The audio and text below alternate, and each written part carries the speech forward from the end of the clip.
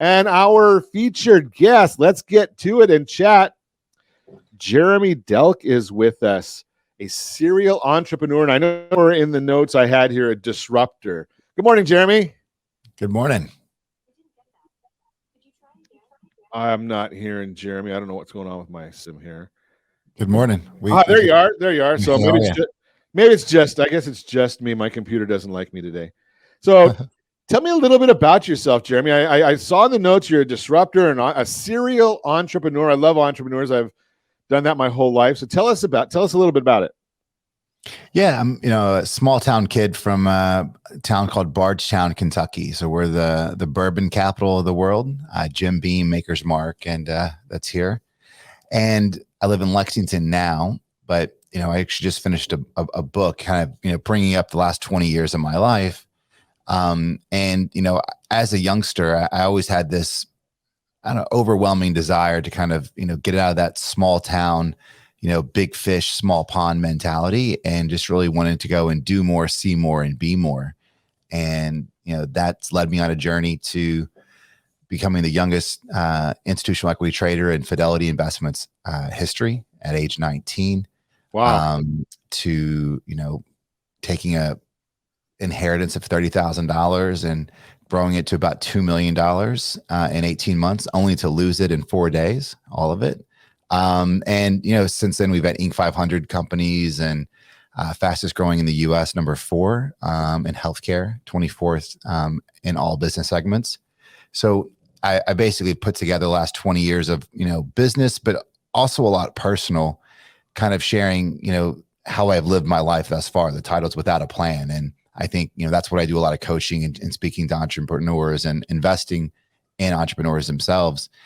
And that idea that I, by demonstration, never had it all figured out, right? And I used, to chime in on this disruptor, I used what I didn't know as an advantage as opposed to a disadvantage. I think so many folks, try to look at an industry or a business unit or, a segment to understand, it fully, to look at how it's been done so you can improve upon it, as opposed to my mentality is let's just go through and understand that business is done with people, right? People do business with people. And if you can have that, understand who that customer is and really understand that avatar and just apply those principles to it and not worry about how it's been done. Sometimes, it doesn't happen all the time, but sometimes you can really disrupt an industry. And that's when you've kind of got lightning in a bottle, where you really are just you're zigging when everyone else is zagging. And that helps you stand out really quickly. And, if it works, get a lot of market share and really build something quite interesting. How do you learn to do, what's the catalyst to educate you to disrupt that? When you've got the idea, is it the idea that causes the disruption, or is it how you're going out and executing?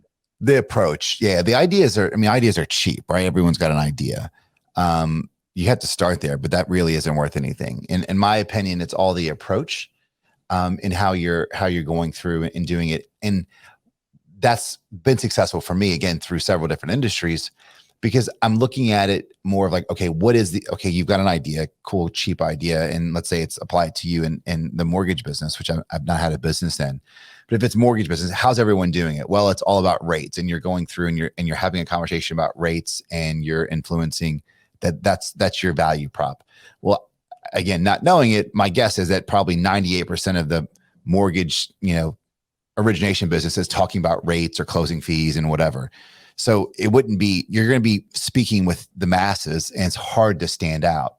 So I would go through and just off the top of my head, I would throw an approach on it, like, hey, well, what does someone really want, right? They probably want, a professional. They want some guidance, especially first-time home buyers, of what the process is going to be like. As you know, right, whether you're buying houses at 6% right now or 3% like you did a couple of years ago, the one thing that's not changing is the housing pricing. You may see a correction, but we're at a shortage nationwide. I'm not in the business of your business, but I know that there's a nationwide shortage of houses, right? So does it really matter, right? So I think that consultation component. So just throwing it, packaging it like, hey, what's the consumer really need? And they want guidance. They want to have education. They want to have some comfort, and they want to look at this more holistic approach. So I would go through and just have a complete different approach with a hyper focus on the customer. In this case, it would be a home buyer, hypersensitive understanding of what's important to them, really create that avatar or what their insights are, and then tailoring a message to that, not worrying about, and maybe you're not even having a conversation about rates. Again, that's off the top of my head with not a lot of prep, but it's just really focusing on the customer. I think so many people, and I think that's where you see problems with big organizations. They get so much in a pattern of this is how we do it, and it's just incremental growth. That's why those businesses grow incrementally, because they're not doing anything outside of the box other than just trying to improve processes and approach, as opposed to look at Uber and the taxi commission, right? When you come through with an idea that no one's looking at, that just is unorthodox, that's when you have an opportunity to really have a whole new, business segment and approach with the customer being the primary focus. It's amazing how you listen to what you're saying and then think about just commercials that we hear, and they're all talking about what they want, what the companies are wanting, what the companies are offering, and very few of them ever talk about. I mean, I think McDonald's was probably one of the best. They never talked about their food. They always talked about, having fun or going and enjoying things. And maybe they didn't even have the best food. Maybe they don't even have good food. But yeah, no, for sure. And I think that's advertising. That's what Madison Avenue is so good at, which is fine. But again, if you go down that approach, it's all about who's going to spend the most, right? Back in the cola wars, back in the day, Coke and Pepsi, there's no nutritional value in sugar water, right? So it's all about the experience and the lifestyle and whatever. That's only going to be a game for who can spend the most and get the biggest celeb, the biggest influencer. You can't compete in those wars, especially small business entrepreneurs. So if you go through and just change your mindset, like, hey, how do I go through and customers? So many people see automation and scale, and that's important when you get to that level where you need it. But the best way where you can really take advantage especially on the come up, is just overserve your customers, listen to them, make them feel heard. They don't get that from the big guys, right? And then you can go through how do we not lose the touching points that we have with our customers, but still have some levels of scale. So it's just changing your mindset. So many entrepreneurs are trying to play at level 9 when they're still at level 2. That's pretty amazing that you say that, because that's, your customers are going to come back to you if you give them a great experience. And there's a lot of companies that have really proven that, if you treat them right, the product is not the quality of the product doesn't have to be the greatest if they feel the best. Pretty interesting stuff. We're going to continue our conversation with Jeremy Delk when we come back. Jeremy's got a new book coming out. Jeremy, you said, what was the name of the book you said is coming? It's called Without a Plan, a memoir of unbound action and failing my way to success. Fascinating that you say that, because every successful individual that I talk to talks about the idea that failure is actually more important than the wins, that you end up learning more from the failure. Yeah, I mean, absolutely. I mean, that's what was so important to kind of leading that in there, right? I mean, I mentioned, Inc. 500, and, we've taken companies public and private, and, we've had, multi-million-dollar exits, and we've done so many great things that from a CV perspective, that's my list, and that's my badge of honor, all the things that we've done. But most of it's bullshit, right? Because, that's really, that's a glimpse into 3.5 years of hard work. 7 years of hard work, 2 years. So I'm an overnight success. It only took me 21 years, right? So that's the point that everyone, kind of forgets about. And I think that's what, I kind of started off. I think even before we went live, I think a big part of what I do now is halfway altruistic, because I go out and try to do this coaching and these podcasts and mentoring and those things, just because, I love learning, but I feel like if I had someone that could go through and say, hey, let's understand really why we're doing this or why we want to do this, right? From a business or a personal component, once you really ask those real hard questions and peel back what's really driving you, then you can really make some really cool impact and potentially, sidestep some landmines there. So it's a lot of fun, and I think that's what we're able to do, and that's it. From my early career 20 years ago, going out on my own, I made $6,000 my first year in business. My apartment rent was $7,500, so it wasn't doing too hot. But it was all those lessons that I learned throughout that journey that allows me to be quote unquote smart. And it's really just from experience and battle scars. And like, hey, I remember 3 years ago, we did this deal and this blew up. So let's not do that again. Right. And it's just from that experience, some good, but mostly the bad things that you learn from. So it sounds kind of what you're talking about, from a lay person that doesn't do what you do. You're like on a quieter scale of a Shark Tank. Would that be the right thought process? You're helping the business owners sometimes? Yeah. I mean, I love Shark Tank from its entertainment value. I think, the reality is we want to be able to help, I'm very much more early stage, or you've got a hurdle where you're doing 5 million in revenue, you want to get to 50, right? If you're an incremental guy or wanting just to go 6%, 8% growth, I'm not your person. But where I come in is you've got, a barn fire, you need to do a capital raise, or you've got a big problem you can't figure out, or you're perplexed of, hey, do I sell my company, or do I go through and scale and do product extensions? So I really try to go through and dissect, understanding where the business is, and then really what the needs are. With Shark Tank, again, love the entertainment value. I think it's done a little bit of a disservice because sometimes these valuations are crazy, but it's just because entrepreneurs don't know what they need. So like, hey, it's a new co with no revenue. I want to raise $1 million at a 10 cap, right? So a $10 million valuation. Well, why? Well, I need $1 million for this, this, and this. The reality is 9 out of 10 times, the founder owners don't need that much money. They think they need that much money because they need to go out and source the things that they don't have. And that's where I'm able to help out. Besides my experience, in my org, we've got a lot of shared services. So we've got finance, controls, sales, marketing, creative, video production, software dev.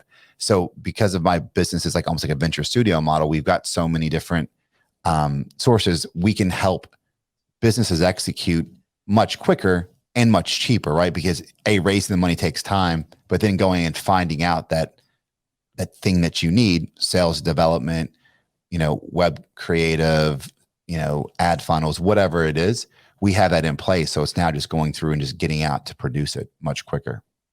So a couple of questions I would throw at you. What do you say to when you've got a business that's coming to you and they've got a lion by the tail or a tiger by the tail, so to speak, and part of the company is saying, it's risky to grow this fast, and part of the company is saying, it's risky not to?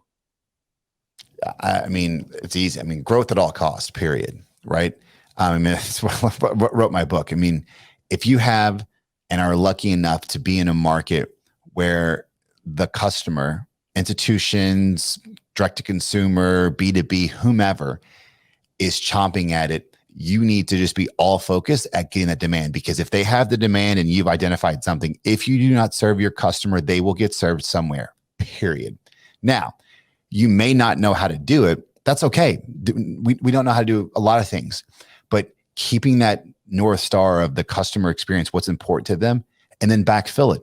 Hey, we're not ready to serve these customers because we can't do it with scale or we can't do it with the system.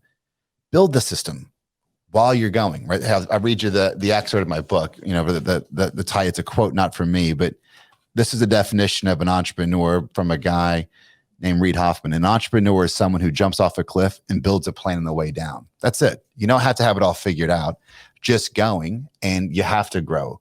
It's not waiting for tomorrow, getting started. If you've really got that vein, you just need to figure it out. And don't worry about it. Because if you were to look at the other side of the coin that said, hey, let's not take on the customers, let's not grow it until we have it figured out, you could still be wrong. You're going to come through with the hypothesis of what you think figured out looks like, and it could still be wrong. So go with it now.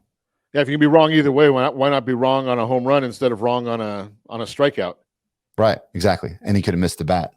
So what do you say to? I mean, in my years, I come across a lot of entrepreneurs, and it seems to me especially on entrepreneurs, is they know the answer to everything. Just ask them.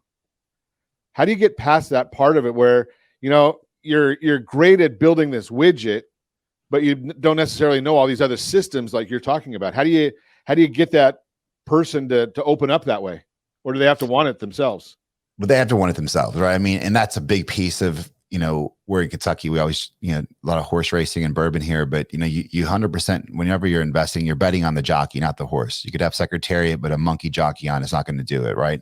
So it's really, you have to deal with that entrepreneur or that owner, founder. And it comes with honesty, right? And honesty with themselves.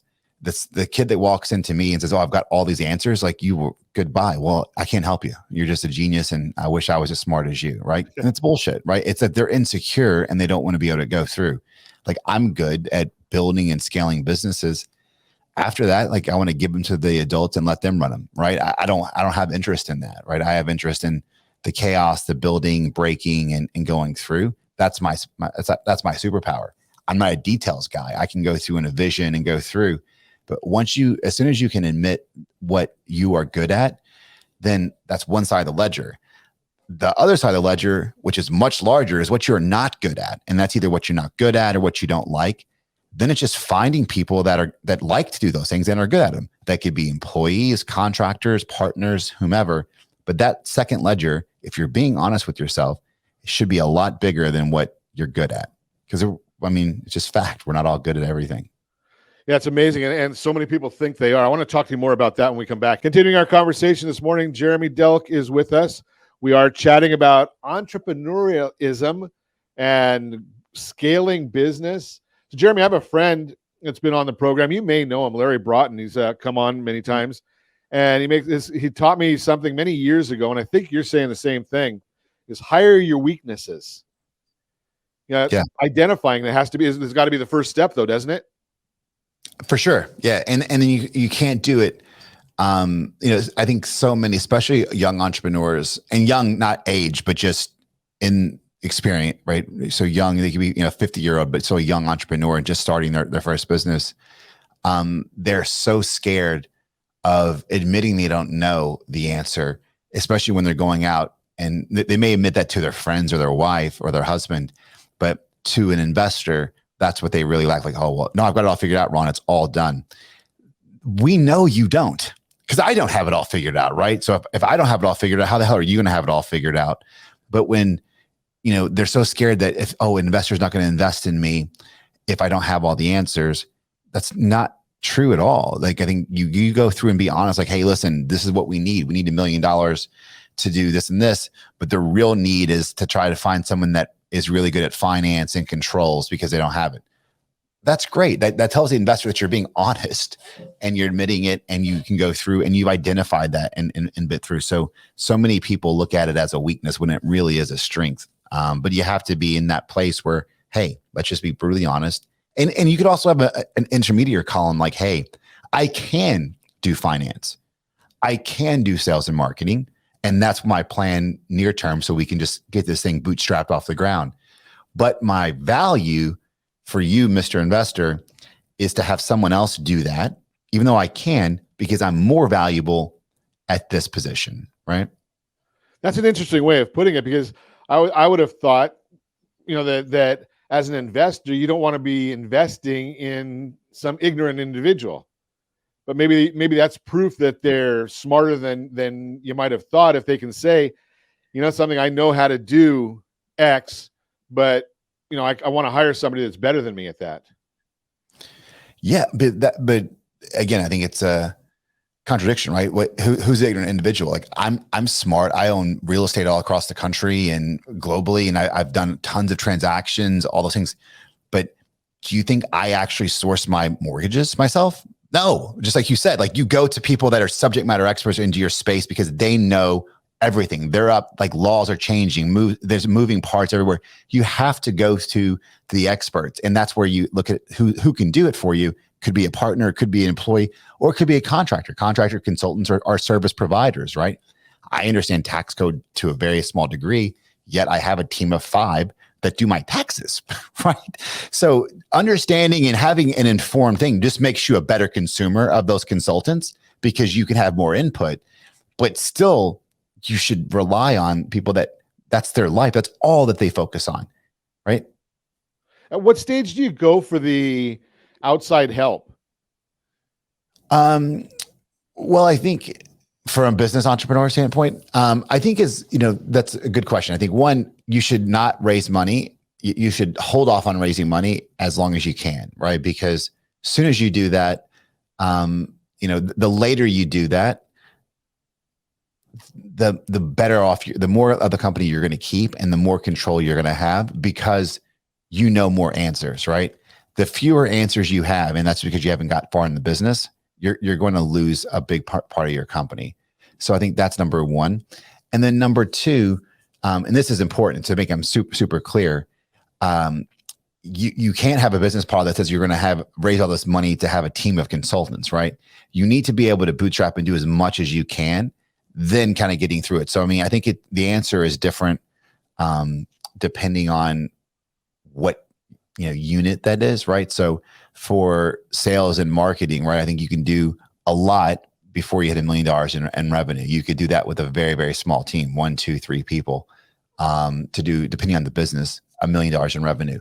Once you get that point, then you're probably needing, as opposed to just outsource CFO, you probably need someone that's a true controller that's in the business day to day, and that person is talking to finance. When you're talking sales and marketing, if you're doing digital ads, look, you're doing $5,000, $10,000 a month in ad buying, you could have a small team doing that internally. If you start doing $50,000, $75,000, $100,000 a month in Facebook, Instagram, LinkedIn, Google ads, you need an agency. So I think it is different on each one, but hold it as long as you can, because you will, again, know more, and that helps you out in the hiring process because, hey, I tried this didn't work. And you can communicate that to your agency or your consultant or your outsourced individual, that they know, hey, this is what's been tried. Let's go through and try to fine tune that.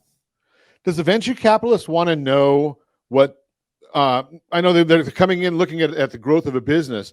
Do they want to know what your exit strategy is as well? For the entrepreneur or for the investor? Both. Look, it's an important question to ask as the entrepreneur, right? So if you're getting, family office money, or if you're getting institutional, like private equity money, like later stage, those guys have vintages of funds, right? So those vintages of funds, basically, hey, they're deploying capital out of a fund. So you need to, most funds have a mandate. So if it's a 3-year raised fund and they're investing out of it, and you're one of the last investments, then they may have a 3-year hold horizon, which means they're going to want to have to exit or have a transaction in your business a bit earlier.